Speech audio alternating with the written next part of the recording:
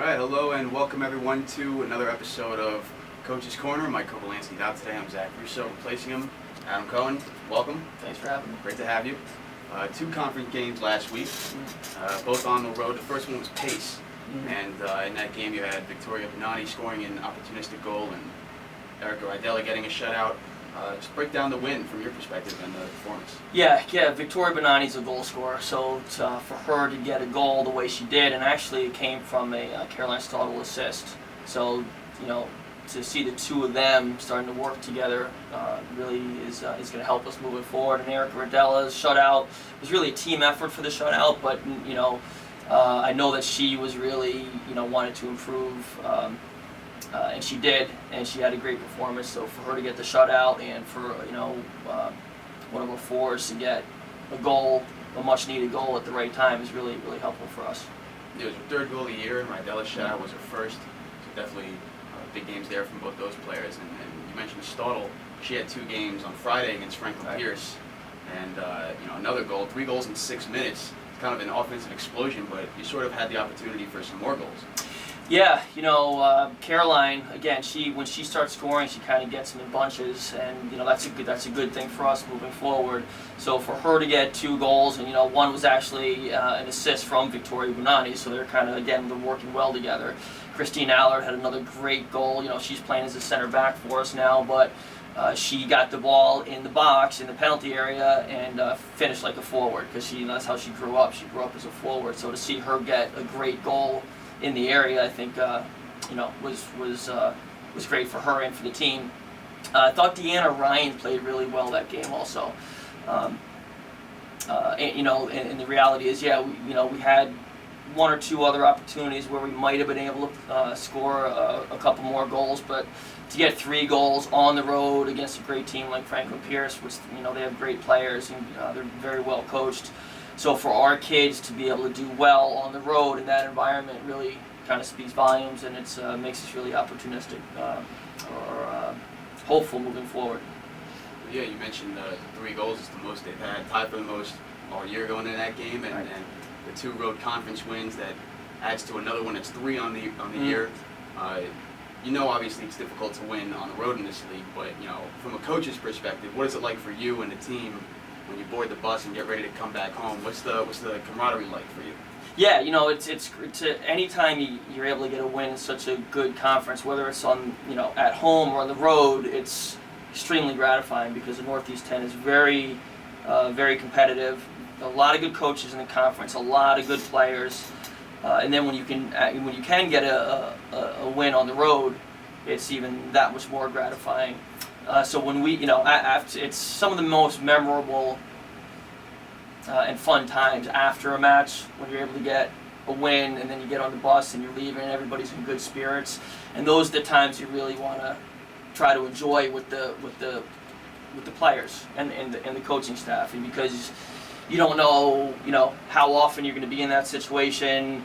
And as coaches, we're always kind of thinking about we could have done this better, we could have done this differently, but I've been doing this long enough to know that you've really got to try to enjoy the time with the players and have those rides home after you are able to get a win or a lot of fun, and we never want to take that time for granted. Moving more to the academic side now, this is the 7th straight year the team has won the NSCAA Team Academic Award. It's when you have a GPA above 3.0 out of 4. Right. How important is that academic success of the program when it comes to recruiting quality student athletes? I'm glad you mentioned recruiting. Yeah, we have really smart kids on this team, and they're not just smart, but they work really hard in the classroom and on the field. So they compete in the classroom as much as they compete on the field. And when we're recruiting, as you mentioned, Zach, that's something that we look for. We have whether it's nursing majors, exercise science, business, education, whatever it is, whatever those majors are, and Southern has tremendous academic programs. So when we're recruiting kids and we see that they're really competitive in the classroom, we know that's going to translate well to what they do on the field. So it may be stressful sometimes because they're, for the student athletes, because of how hard they have to work. But they're that type of kid. They have that type of personality. They have that type of mentality. So you're going to get a driven person in the classroom and on the field. And I think it's really a tribute to the student athletes, but also we have a really good academic support program here led by Dr. McGregor and Mike Dodge and tremendous faculty. So it's really a team effort of how, and it starts with the student athletes of how hard they're willing to work, but they're really supported by a lot of good people here on campus. Move back to the play on the field now. You're back home. You have one game this week. Back home against rival UNH on Saturday. What do you expect out of the Chargers? Well, the truth is that right now, this is Monday. So tomorrow, we're really focusing on us. We see some things that we've done well. We see some things that we really want to improve on and maybe change and alter a little bit. So today, the focus is on us. As we get closer to the game on Saturday, then we'll start to focus a little bit more on maybe some specifics with our opponent. But I know Coach Duncan at UNH. I've known her for a long time. She's a friend. She's a colleague. I respect her quite a bit, and I know that New Haven has several very good soccer players. So we haven't really switched gears to them specifically. We're really focused more on us, but I do expect that they're going to be very, very strong over the weekend. Little philanthropic note now. Kick for Nick soccer ball collection's coming up soon. Tell us how you got started with the cause at first, and then what can fans do to help? Yeah, well, so Kick for Nick is an organization in support of a fallen soldier named Nick Medeiros. Nick Medeiros was actually a soccer player in Wilton, Connecticut, and he was killed while on duty in Iraq several years ago.